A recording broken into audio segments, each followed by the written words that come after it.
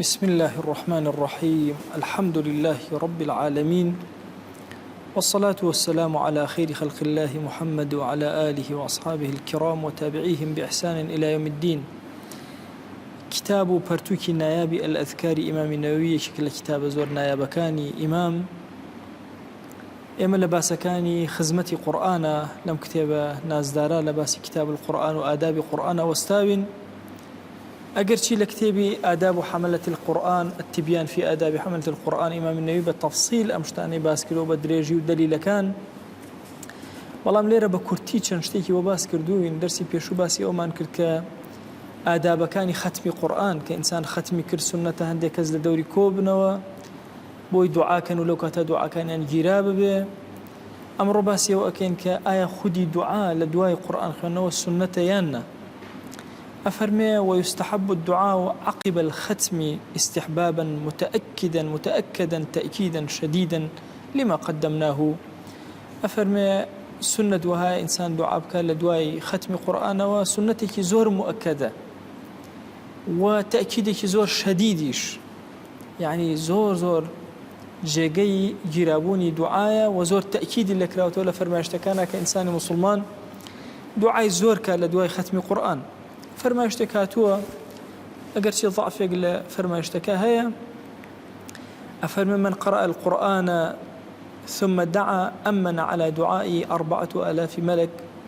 أقر كسي قرآني ختم كرت دواتر دعاي كرت أفرمي 4000 ملائكة آمين أكن بو أم دعاي أم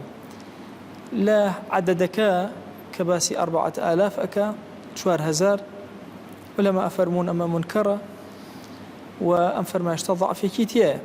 بلام خدي دعاء كردن لدواي ختم قرآن ولدواي هم عملك صالحة وزور أكدا بويا إمام النووي أفرمي آداب كان أم دعاء تايبته يعني دعاء ختم قرآن زور تايبته أبي زور إلحاح كي الدعاء كان زور بباريته بدل إلحاح كتشنجر دعاء كان دوباركيته وأن يدعو بالأمور المهمة سنة دواها أمور زور قوري مهم لدعاء كان تباسكي كلماتان باسكي كتشرو بربن كلمات جامع بن معناي قوري ببخشن يعني تصورك الله خويا الرحمن بيبكي أزان أم كلمة شان قوري هم سوتش كان يجيان أقريته وعنده قوري كالله خويا لسرجم قناها كان مخوش ببه قناه إلا مو بيش قناه إلا مو دوا حتى إنسان فريت توبنا كهنا قناه أكا قناه بأشكرا كرو بنهان كرو همي أقريته كلماتي جامع بكار بينا. وأن يكون معظم ذلك أو كله في أمور الآخرة با زوريني دعاء كان يان هرهم دعاء كان باسي آخرت به دواء آخرتك لدواء قرآن خويا لا آخرته وهو قرآن وبرزم كره وببهشت بفردوسي علام شادك بوجه جواني أصحاب شادمك بقياداتي قوري أمة شادمك بعلماء أولياء أمة شادمك ببيغمبران عليهم الصلاة والسلام شادمك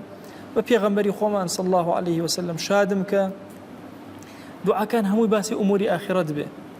لبردي الصراط أبوم تسهيلك يا إلهي كاتك أمر لسرم سالك بابة كان دعاء كان كإيكيزيا الربطي بآخرته وهبه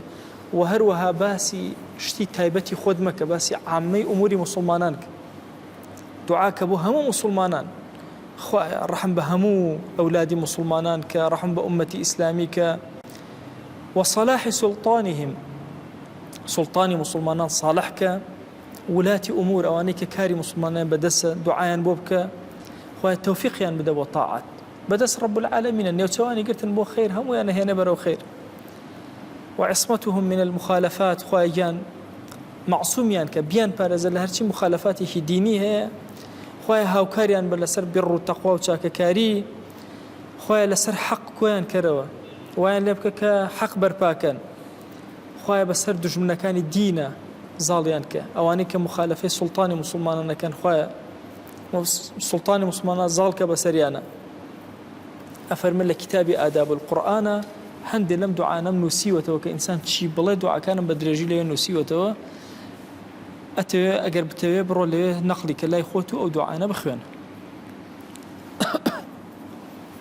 هروها سنة دوايا هر ختم التواكر سورة الناس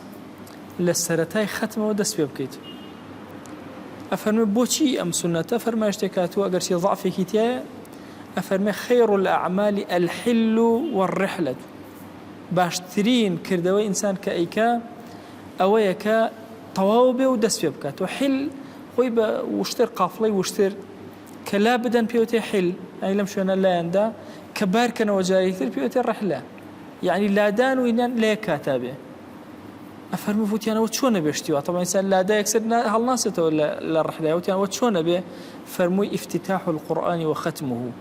کە ختمەکە تەواو کرد یەکسەر فەتحی کەرەوە لێرەوە جارێکتر قورآن چەند کەلیماتێک چەند ئاەتێک چەند توانی سوورەتێک جارێکتر لە ختمی تازە دەست پێ بکەرەوە اینجا کۆتایی بە مەجلیسەکەت بێنەوە هەڵسەرەوە واتە ختمی قورآنەکەی دوعای ختمی قورآنە خوێنی سەر لە نوێ ختمی تازە دەست پێ ئەەکەیتەوە اینجا لە مەجلیسەکە هەڵ ئەسیت و کۆتایی بە مەجلیسەکەت ئەهێن ئەفەرمێ ئەگەر کەسێک یاسای بۆ ژیانی خۆی دانا بۆ قورآن خوێندن بنمونە داینابوو هەموو شەوێ قورآن بخوێنێ هەموو ڕۆژێ قورآن یعنی ئەمەی لەسەر خۆی وەکو واجب دانابوو مەسەڵەن هەموو شەوێ بەشێ لە قورآنە خوێنێ هەموو ڕۆژێکیش بەش ئەگەر کاتێک لە کاتەکان ئەم بەشەی نەخوێن نەیخوێن لە بیری چوو خەوت نەیتوانی چی بکە ئەفەرمێ لە عومەری کوڕی خەتاب و ڕەزا و ڕەحمەتی خوا لێ بۆمان گێڕاوەتەوە کە خۆشەویستمان فەرموویەتی من نام عن حزبه من الليل هەر کەسێک شەو لە بەشە قورآنەکەی خۆی خەوت ئەو عن شيء منه یا نا بڕێکی لێ خوێن لە بڕەکەی تری خەوت فریانەکەوت بخوێنە خەوی لێکەوت ماندوو فقرأه بين صلاة الفجر وصلاة الظهر لدوای نوێژی بەیانی هەتا نوێژی نیوەڕۆ بەشەکەی شەوی بخوێنێتەوە كتب له كأنما قرأه من الليل بۆی ئەنووسرێتەوە بالضبط وەکو وایە شەو خوێن بێت واتە هەمان ئەجری شەو چەندێکە لە قورآن خوێندنە هەمان ئەجری بە کاملی بۆ ئەنووسرێت ئەمە زۆر گەورەیە ئینسانی موسڵمان ئاگای لێبێ کە طبعا ئێمە لە قەزاکردنەوە قەزای فەرز قەزای سنت قەزای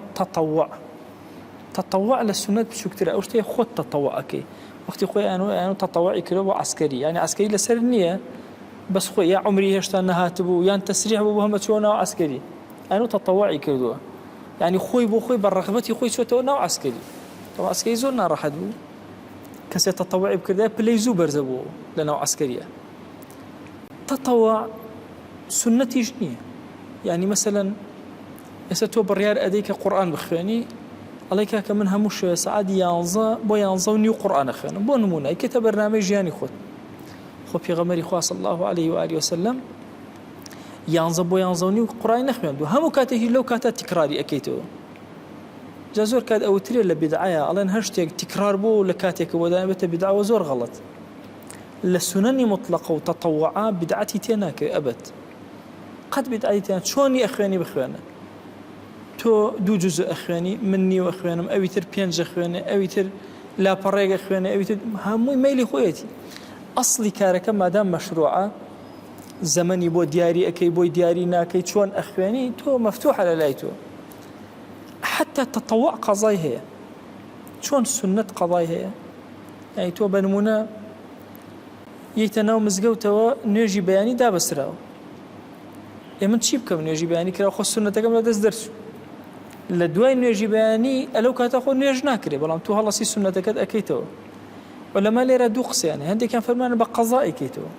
ئەچی بە قەزا ئەو نوێژە ئەەکەیتەوە نوێژی سنەتەکە هەندێکی فەرمان نا بە قەزا ناکەوێت چوە کاتەکەی لە کاتی خۆیەتی تەنها پێش و پاش کەوتووە بە قەزا ناکەێتەوە بەڵام زۆری نەڕێیان ئەوەیە لەبەرەوەی کاتەکەی پێش نوێژە تۆ خسووتە دوای نوێژکەوە بە قەزایەکەیتەوە حتى تەطەوع شتێکم لەسەر خۆم واجب کردووە لە قورئان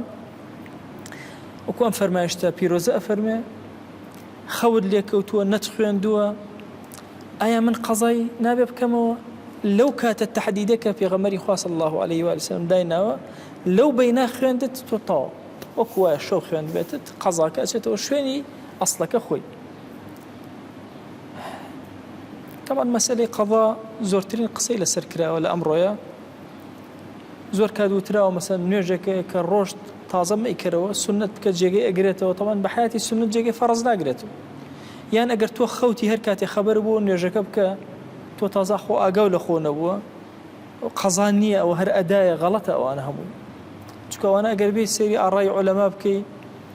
جمهوری عولەما لەسەر ڕێی ئەوەن کە قەضا هەیە هەر چوار مەزهبەکە متفقن لەسەری کە هەیە هەندێک ئاڕایی شەواذ هەیە لەناو مەزهبە کە مثلا قەضا نییە ئەوە نییە نابێ ئیبرازی ئەوانە زۆر بکرێ